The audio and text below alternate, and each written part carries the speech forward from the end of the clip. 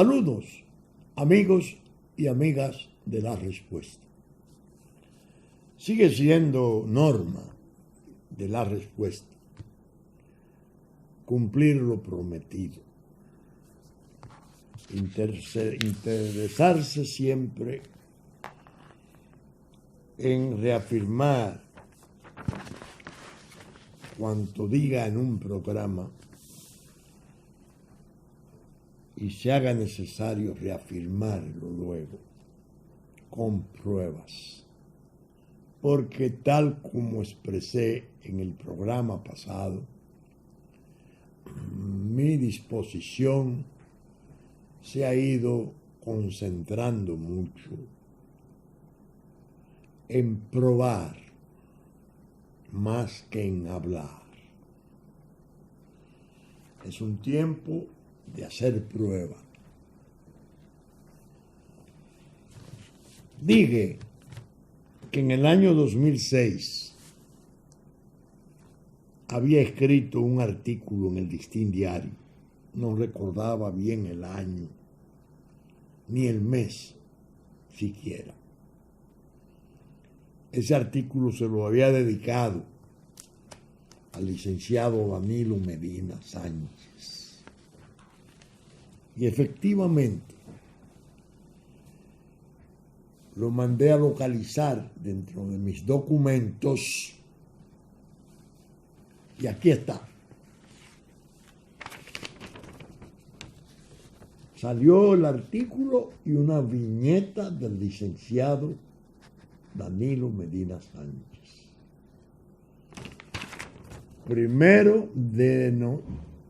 15 de noviembre del año 2006. Casi 10 años. Faltan 3 o 4 meses. ¿Cómo titulé yo este artículo? Las conveniencias del país.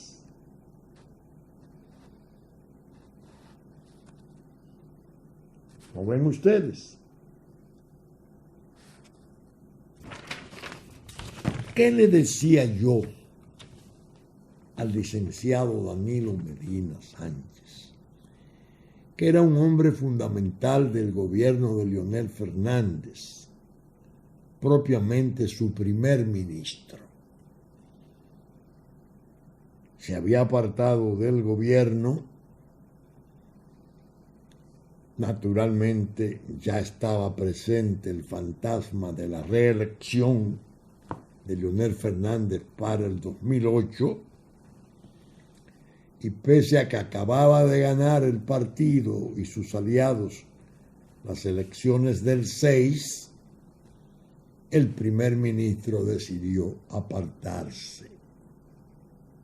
¿Qué le dije yo hace 10 años a ese hombre en un artículo? Uno de varios, de declaraciones, de conferencias, pero este que fue puntual. Cuando el conocimiento va de la mano de las vivencias, las vivencias, ofrecen dificultades para ser descritas y para ser transmitidas. No es fácil alcanzar la comprensión de los otros acerca de cosas que se han aprendido, vivido y sentido muchas veces en las profundidades recónditas del espíritu. En política es acentuadamente más difícil porque ella ha sido convertida en una enmarañada selva de simulaciones y disimulaciones. De consiguiente, como la sinceridad está condenada a una ausencia perpetua, afirmar algo serio en política puede resultar un entretenimiento de tontos. Danilo se va del gobierno. Advierte que habrá de meditar acerca de las conveniencias del país, comillas, palabras de él, no sin antes afirmar que cumplió su compromiso con el gobierno. Es su derecho hacerlo, y podría parecer que esto hace inobjetable su decisión. Sin embargo, si bien en el orden personal es impecable su determinación, no resulta necesariamente así en el orden social y político. Bastaría para probar esto preguntarle al propio Danilo si entre las conveniencias del país no figura la crucial cohesión que se precisa para salir de la oscura hondonada de crisis en que viniera a caer el país luego de una desastrosa experiencia de poder. Poniéndolo de otro modo, se podría decir que Danilo debió ser el presidente en el año 2000, siempre que no se hubiese resquebrajado el Frente Patriótico, aquel que se erigiera en el año 96 como un muro insalvable, particularmente frente a los designios del poder extranjero, que había hecho una exhibición descarnada y dura de injerencia al brindarle apoyo a la opción de poder que creyó más conveniente para el país. Ese es uno de los problemas que ofrecen las conveniencias del país, pues también el poder extranjero, cuando se anima en la intromisión, traza pautas de conveniencias. En el principio de los años 90, por ejemplo, con motivo de la tragedia institucional de Haití,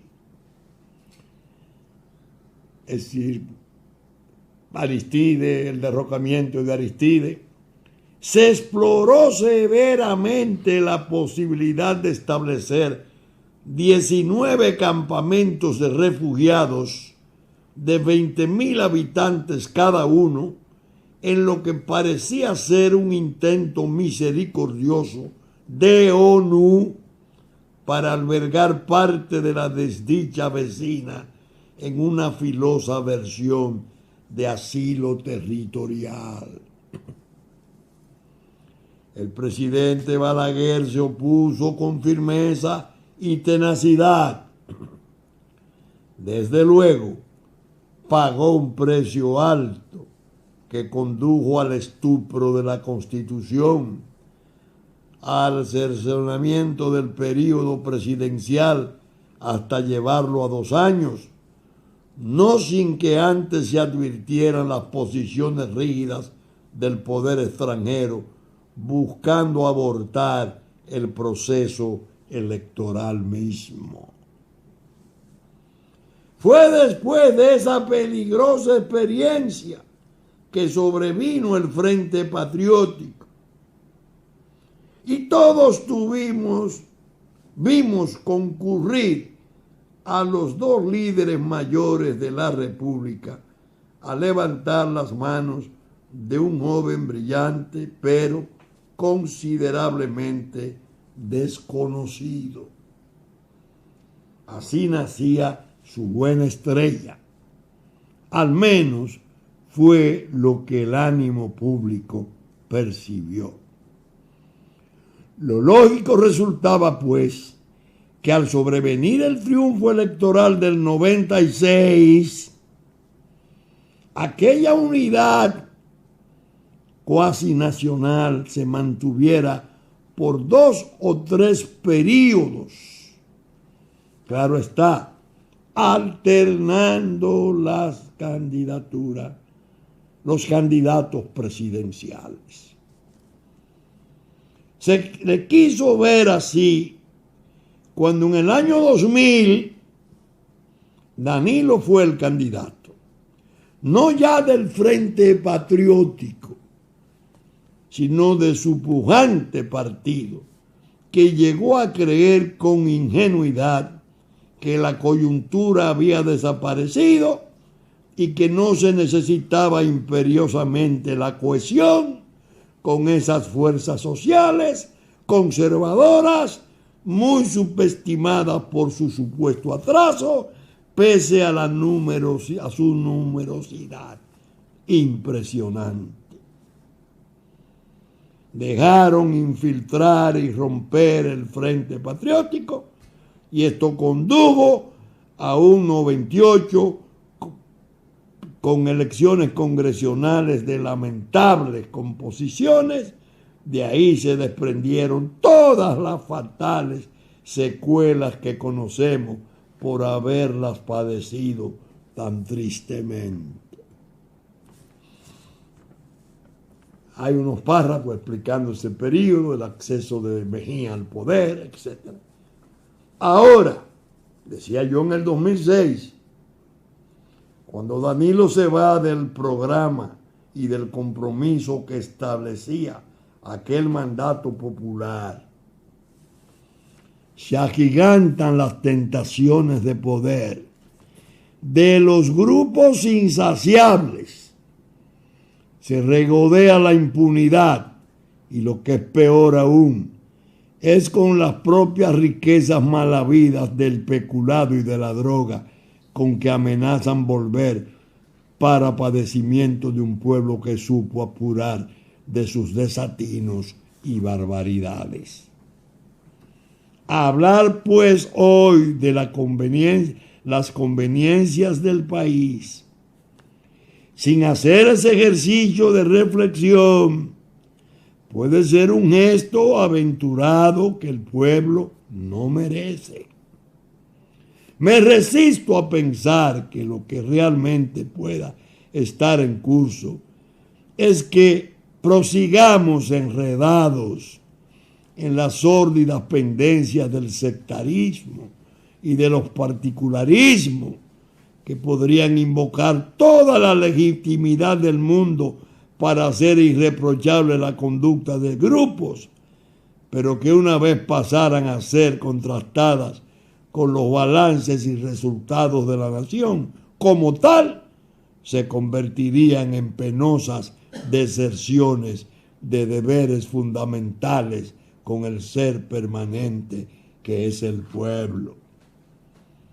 Expresé al principio que me sería difícil convencer a muchos de la sinceridad de mis vivencias y preocupaciones.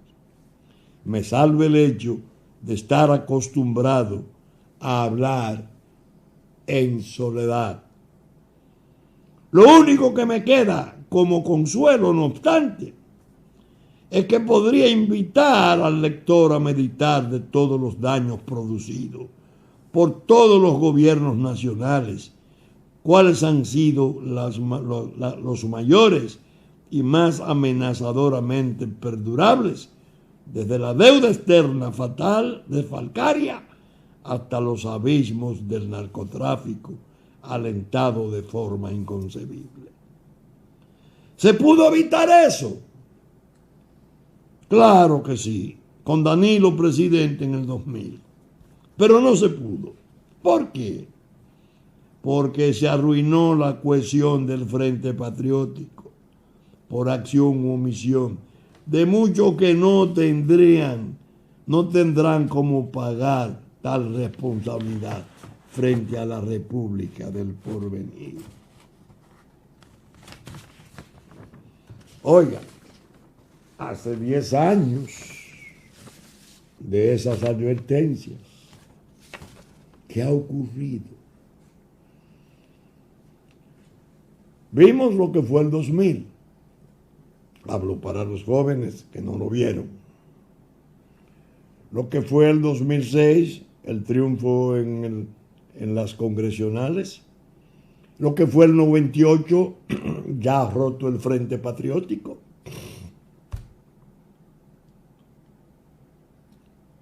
Lo que fue el 12. Se pudo rearticular, se pudo restaurar una armonía muy frágil. Y se le pudo evitar al país que volviera el tsunami del 2000. ¿Concurrimos nosotros? Sí. Como Fuerza Nacional Progresista fuimos estelares en esta última experiencia del año 2012. Pero no dejamos de reconocer nunca, y yo particularmente, nuestra inconformidad por el deterioro, por los daños, por los destrozos de la cohesión, de la armonía, de la unidad. Un infierno de intrigas. ¿Por qué?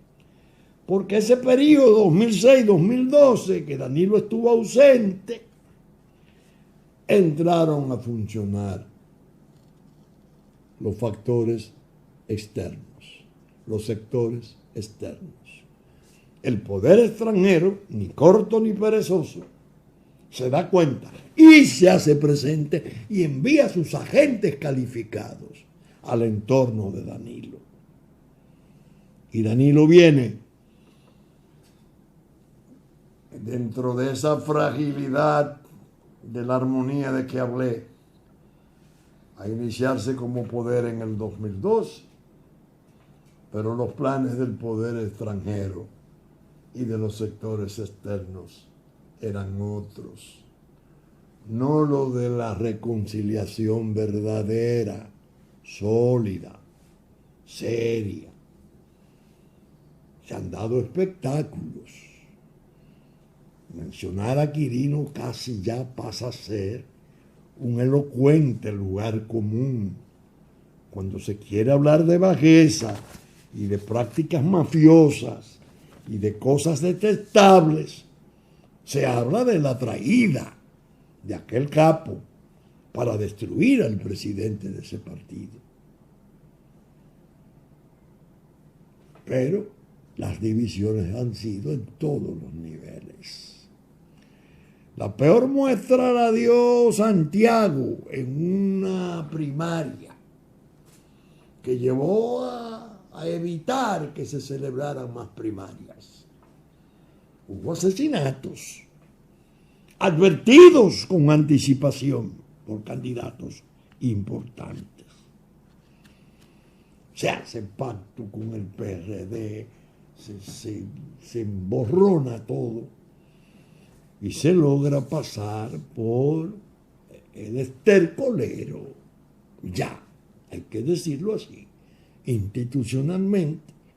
Las elecciones pasadas quedaron degradadas, desacreditadas, para desgracia de la República. Lograron haitianizarlas.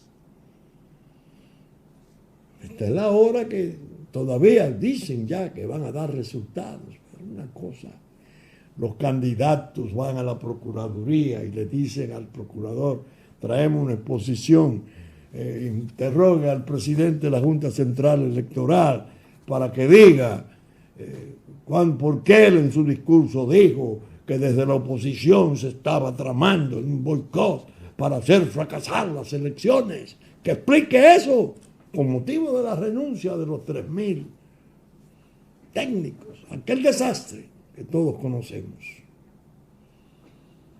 Todo ese desorden. ¿Cuál ha sido el daño mayor? El daño mayor ha sido que el poder extranjero, que es el eje, el potente eje, alrededor del cual ha estado girando todo el acontecer nacional, porque tenían sus fuerzas de ocupación en el seno del gobierno, desde antes del 16 de mayo del 12. Fuerzas especiales de USAID que sabían a qué iban, que incluso no tuvieron ningún empacho en recordarle al presidente en un tono medio admonitorio: presidente, ¿a qué fue que vinimos? Cuando dos dirigentes importantísimos del Partido de Liberación Dominicana le habían ido a hablar al presidente Medina de que no era saludable tratar de resucitar el expediente del senador Félix Bautista, que había sido objeto de archivo, que el comité político había tenido que defender ese caso en la campaña. Danilo Medina le había dado aquiescencia a esa observación y dijo: sí, yo creo que no conduce a nada.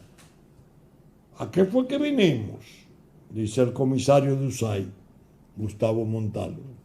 Presidente, entonces, ¿a qué fue que vinimos? Todo ese desorden. El poder extranjero lo programó, lo perforó, ha logrado en el campo de la destrucción de la identidad nacional 10 veces lo que pretendió cuando la resistencia de Balaguer a los campos de refugiados en el 93. ¿Por qué? Porque el partido de Juan Bosch, que por cierto esta semana, el jueves, se cumplió el aniversario 107 de su nacimiento, una gloria nacional, se dejó minar. Lo minaron, lo implosionaron desde adentro. No hay verdadera sinceridad, es de una hipocresía para otra. Toda el prestigio, la fama bien ganada en el ánimo público se ha visto como ha colapsado. Ya no son una garantía para el país, una muestra obscena de recursos del Estado, de violación constitucional, de falta de escrúpulos, de hacer perder a sus propios candidatos. Bueno, a nosotros que fuimos tan útiles y tan serios y sinceros para que ellos fueran poder en el 12, como lo habíamos sido en otras oportunidades, se ordenó nuestra destrucción. Destrúyanlo. Y nos intentaron llevar a desaparecer. Milagrosamente se les olvidó, no pudieron vencer a los candidatos nuestros de Bauruco y la Ciénega de Barahona, y nos llevó eso a conservar la personalidad jurídica. Lo que ha pasado es horrible, horrible. Hay una degradación pasmosa, un abandono, una renuncia a principios, a cosas serias. Y, naturalmente, el poder extranjero se parece mucho al diablo. Tiene los hábitos como todopoderoso. Te doy todo, miro por otro lado, relíganse, hagan lo que ustedes crean, no hay problema.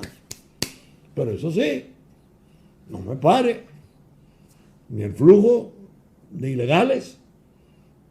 No hable de tu ley de protección del trabajo nacional. Cuidado con tus propias obras. Si tú hablas del 80-20, 80 dominicanos, 20 haitianos. No. Es apatridia eso. No.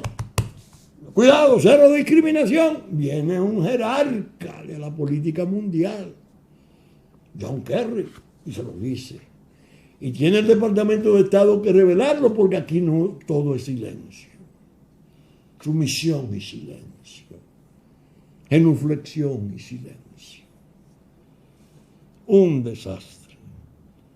Pero dije que se parecen el poder extranjero y el diablo, para hacer el símil de que él da todo, poder, riqueza, tienta todo, pero cuando pide y exige es terrible.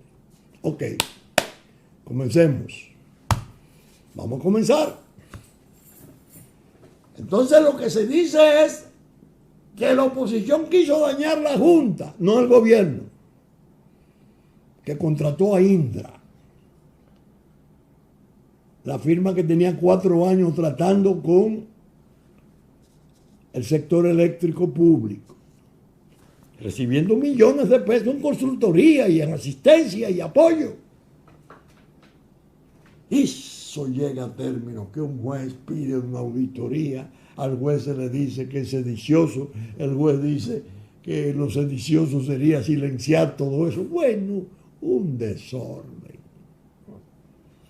Pero esa debilidad la necesitaba el poder extranjero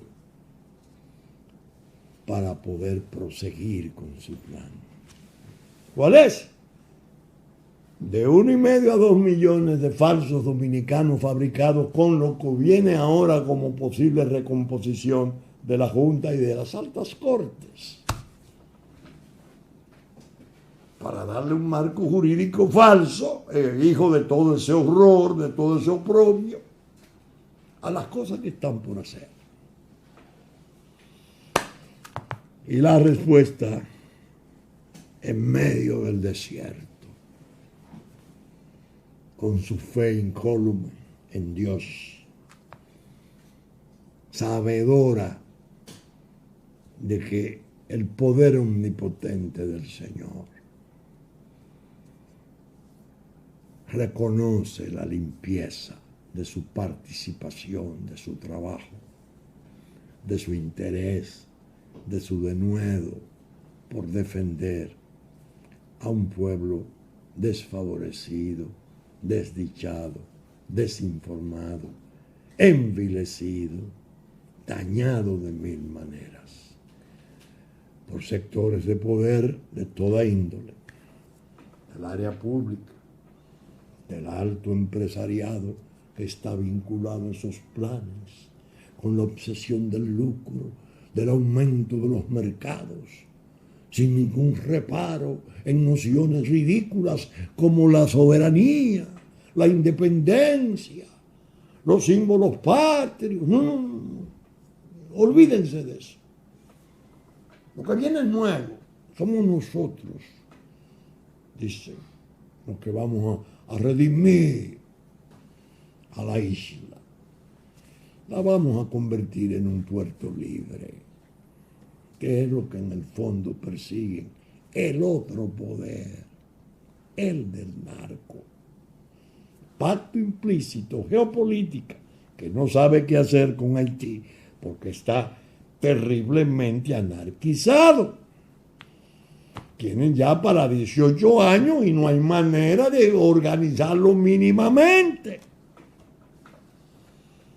Entonces, en el poder norteamericano pues, se hace cada vez más evidente el triunfo de la señora Clinton. Pero la señora Clinton tiene como su esposo, que es gobernador de la isla, con más poder sobre la isla que cuando era presidente de Estados Unidos. Tienen una debilidad fascinante por Haití, casi obedeciendo a curiosidad antropológica. Así lo describe el gobernador Clinton en su propia biografía. Y nosotros propuestos para desaparecer. Y el partido de Juan Bosch desvanecido, dividido, desvertebrado, en una serie de chismografías y de cosas realmente insustanciales. En medio de eso, esta semana ocurre algo que tengo que comentar. Unos amigos se me acercan y me dicen: Vincho, cuando tú estabas trabajando en las leyes agrarias de Balaguer, Yo recuerdo, me decía un amigo, haber leído trabajos tuyos y haber oído conferencias en que tú le recriminabas a Balaguer, que era tu líder y tu amigo, que invirtiera tanto en la capital, especialmente en el área de la construcción. ¿Tú tienes algún material sobre eso? Sabedor, mis amigos, de que yo insisto mucho en la edad del conflicto. Pero le digo, ¿y por qué tú me preguntas eso? No, porque veo que están haciendo alrededor de la Barranquita,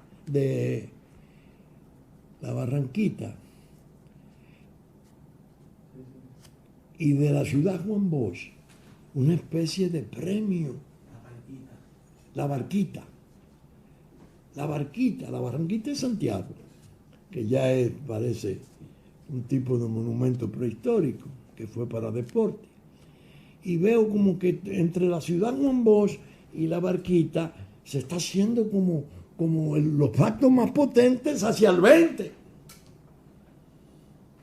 Entonces yo le dije, miren, cuando yo trabajé en la reforma agraria, en el proceso social agrario de las leyes del 72, me cuidé siempre de advertir al presidente Balaguer. Y les decía, presidente, hay que detener el desarraigo campesino, el éxodo, hay que importantizarlo, la atribución de la titularidad de la tierra, hacerlos ciudadanos económicos en la producción, merecedores del crédito, el asesoramiento técnico para el desarrollo de destrezas y habilidades modernas para el cultivo. Si usted le provee cancha, escuela, hospital, todos los medios de civilización, energía, apoyo, ellos no van a emigrar. Él me respondía, yo lo sé, Vincho, perfectamente. Pero la construcción que tú objetas tiene la ventaja de que moviliza a la mano de obra. Ya tenemos el problema de, comenzaban los barrios marginales. Ahí viven nuestros obreros, esencialmente. Cuando tienen centros de trabajo, eso ayuda a la economía y da paz. No le faltaba razón, sobre todo que en ese tiempo la proporción no era 80-20, posiblemente 90-10, si acaso 10, 90 dominicanos. Pero yo le decía, sí, pero tiene un defecto. El defecto es el efecto vitrina. En la medida en que se vayan otorgando apartamentos, que la caoba, que los maestros, que sí, miles de apartamentos, miles de multifamiliares, que todo el mundo lo ve, ya lo ha visto tanto que ya ni se da cuenta que están ahí, miles. El que está en el campo, matando mosquitos, sufriendo carencias, desatendido en la salud, el camino inservible, abandonado a su suerte, ¿qué piensa? Me voy para la ciudad. Primero a ver si hago un chiripeo y después a ver si consigo un apartamento. Vitrina. Eso es muy nocivo porque va a terminar deformando la República. La va a aberrar. Vamos a tener un monstruo inmanejable de población. Cuando se invierte esa proporción de la permanencia en el campo, que antes era de un 60 contra un 40 urbano, y eso se vuelve un 60, un 65, un 70 urbano, para reducirse a un 30, los aros marginales, no solo de la capital, sino de los pueblos mayores, van a resultar sencillamente intratables e inmanejables. Y van a venir con esa aberración todas las calamidades, entre ellas el fundamental, la violencia, porque las tensiones sociales, el hacinamiento, la promiscuidad, el rancho, es decir, el arrabal, va a conducir a la deformación de jóvenes sin destino, y gran parte de la criminalidad vendrá de esa fuente. Yo escribí conferencias sobre el tema, pero hubo una, esta, Tenencia, Marginalidad y Tensiones Sociales, 29 de marzo de 1984. 29 de marzo de 1984. Amigos y amigas, la desempolvé, la pude encontrar después de una búsqueda que hiciera mi auxiliar valiosa. Y apareció casi como una momia. Pero bien, me impresionó de tal modo que me parecía escrita por otro. Para poderla respetar y admirar,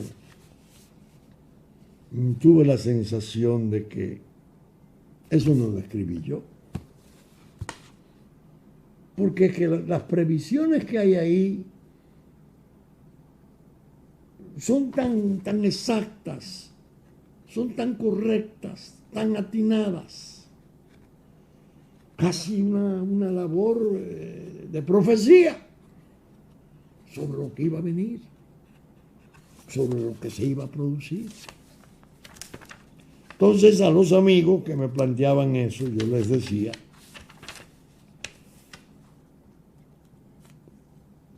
todo está escrito, todo está dicho.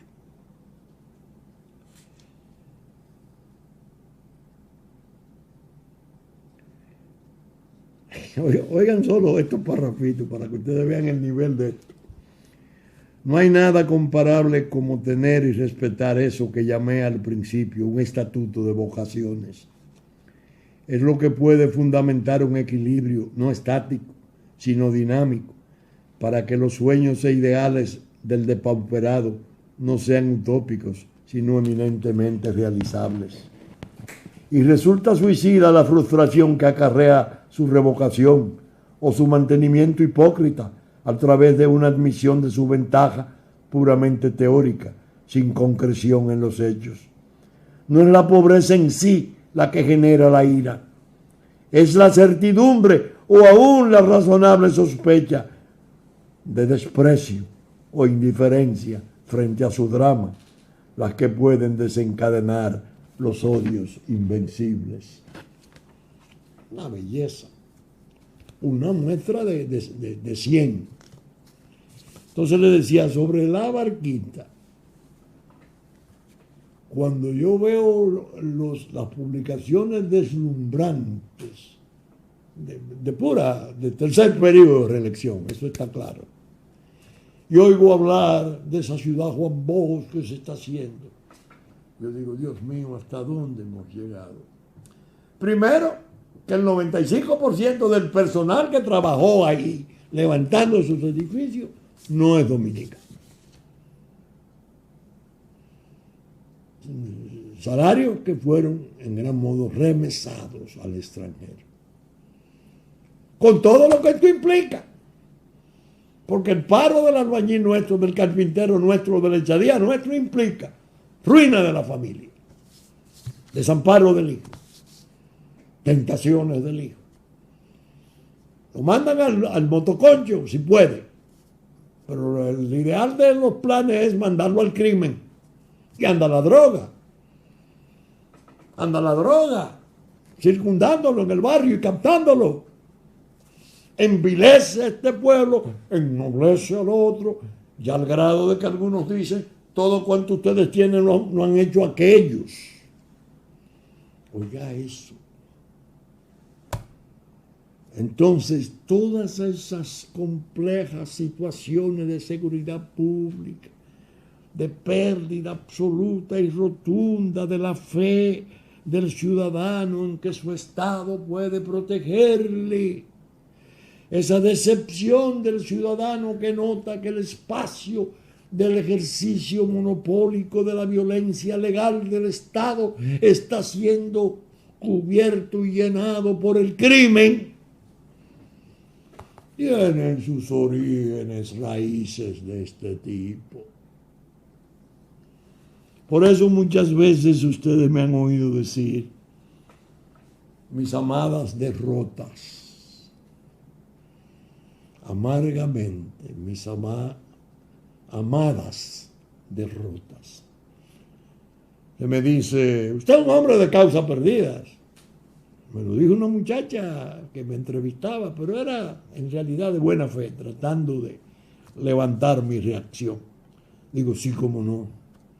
Te confieso que he perdido casi todas las causas grandes que he emprendido. Ahora, ¿tú quieres saber quién ha sido el que ha perdido en realidad? No he sido yo. El pueblo que no me ha oído o no le han dejado que me oiga.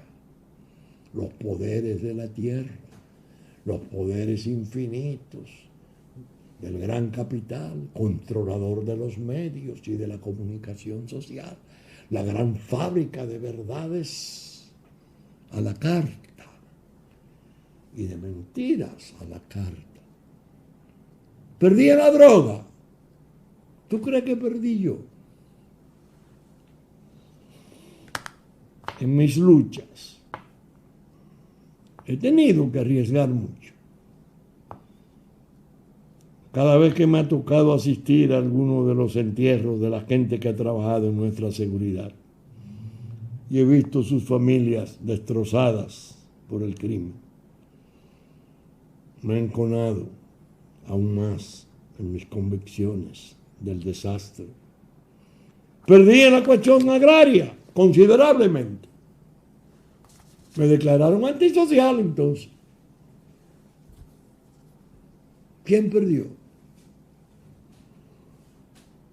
Y esa criminalidad que yo anticipaba ahí diciendo que en la primera generación del niño desarraigado del campo tendríamos bombas de tiempo en cada uno, porque iba a llegar un momento en que la identidad le iba a quedar tan confundida, tan estropeada, tan dañada, que no era ni de la ciudad, ni del pueblo, ni del campo. Y que eso era horrible para la suerte nacional. Viéndolo así de conjunto, caramba, qué bueno ha sido luchar por esas causas.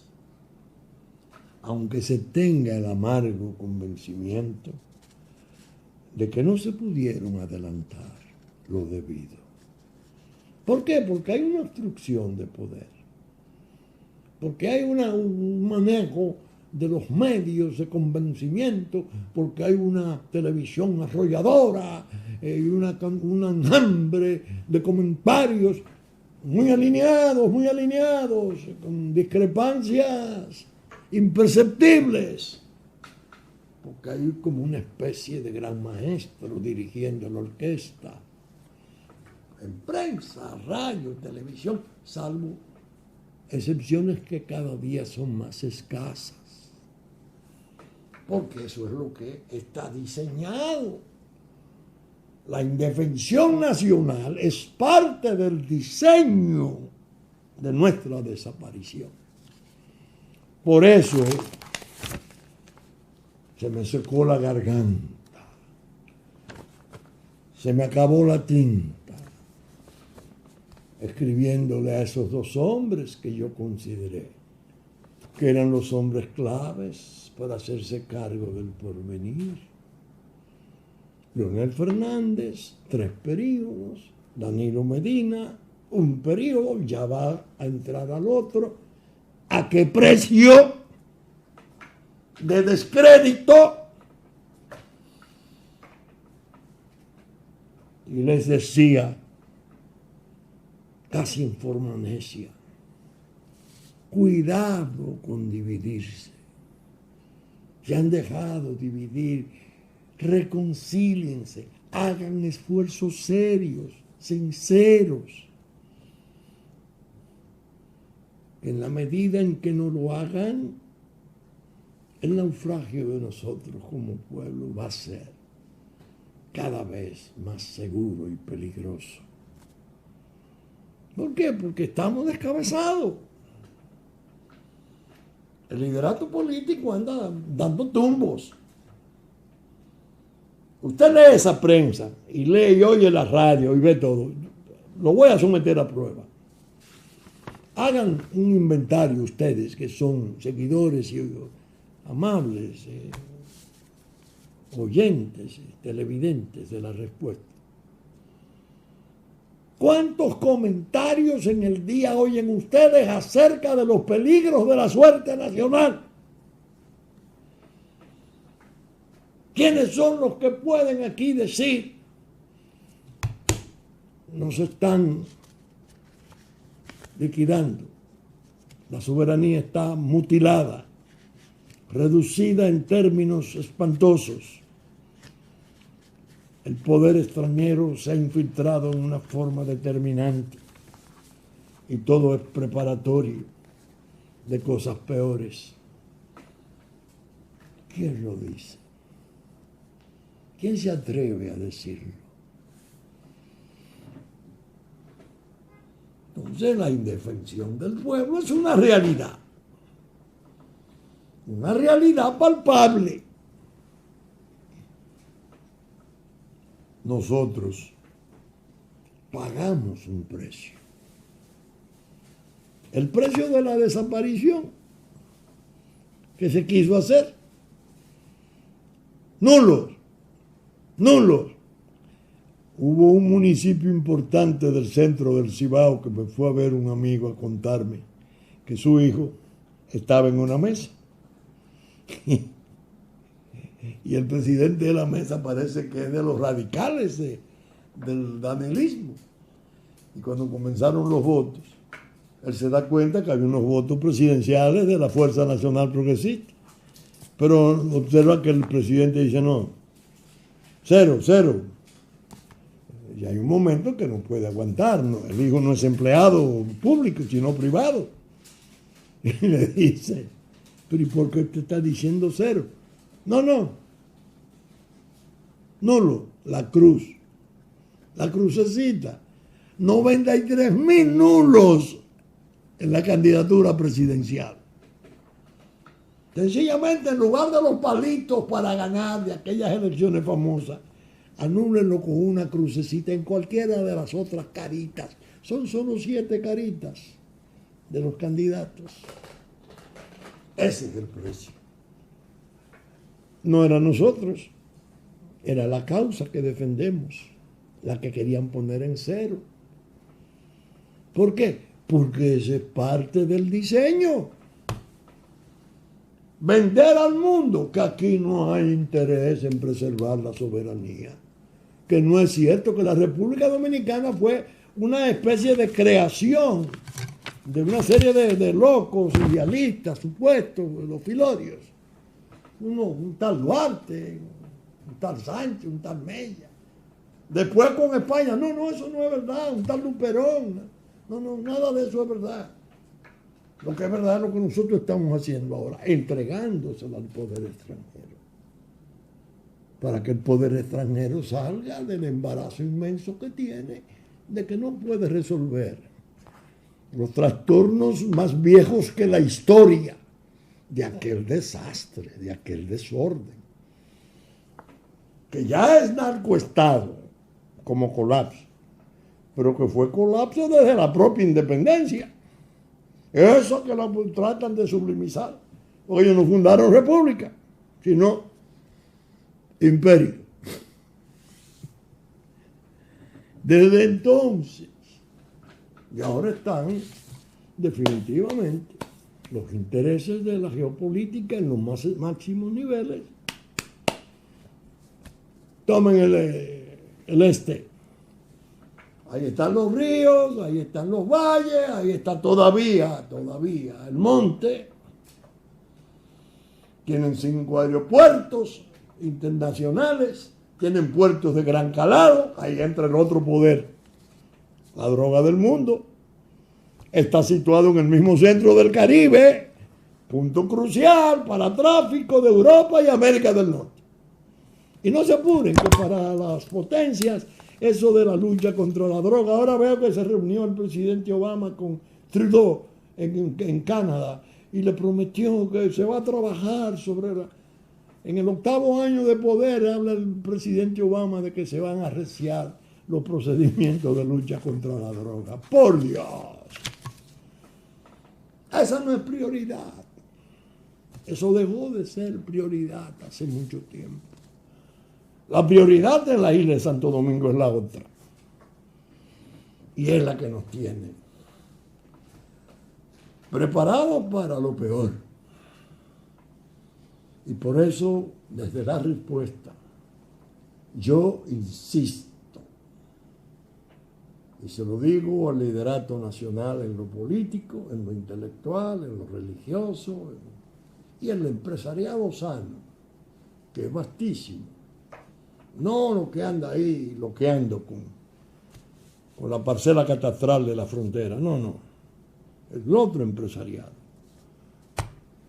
Si no nos unimos, si no comenzamos a reaccionar y a proveer defensa de la nación, vendrán cosas espantosas. De manera que la respuesta, como dijera al principio, cumplió con la edad del conflicto y le leyó sobre las conveniencias del país. Lo que se le dijera al Danilo Medina, ex primer ministro de Leonel Fernández, ahora presidente de la República, sobre la cohesión y la unidad de su partido, que fue destrozada y que parece definitivamente irreparable, para desgracia de la República. Saben ustedes que estamos saliendo por Supercanal 33.3 del cable a las 11 de la mañana de domingo, nuestra versión central, que ya nos anticipó en Puerto Plata, nos anticiparon Musa Visión y TV3 TV Plata, de 10 de la mañana a 12 del mediodía de sábado. Que Telefuturo Canal 23 se anticipó al domingo a las 8 de la mañana. Que asimismo Teleimpacto, canales 22 y 52, al mediodía de domingo a las 9 de la noche de domingo y a las 8 de la mañana de la noche de lunes, como Telenor de San Francisco de Macorís al mediodía y a las 6 de la tarde. Cinevisión, canal 19, a las 2 de la tarde de domingo. Canal 51, TI, televisión de la provincia de Santo Domingo, un importante canal, a las 7 de la noche de domingo. Que asimismo, Diario Horizonte de Nueva York, como Diario Digital Dominicano, reproducen nuestros contenidos. Y la radiodifusora Radio Real de la Vega, a las 11 de la mañana de domingo. Los canales amigos de Sabaneta, Montecristi, Romana, Higüey reproducen nuestros contenidos.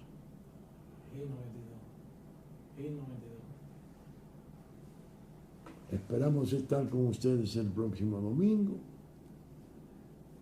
Omití a Hit 92 a las 9 de la mañana de domingo en una nueva entrega de La Respuesta. Muchas gracias y hasta entonces.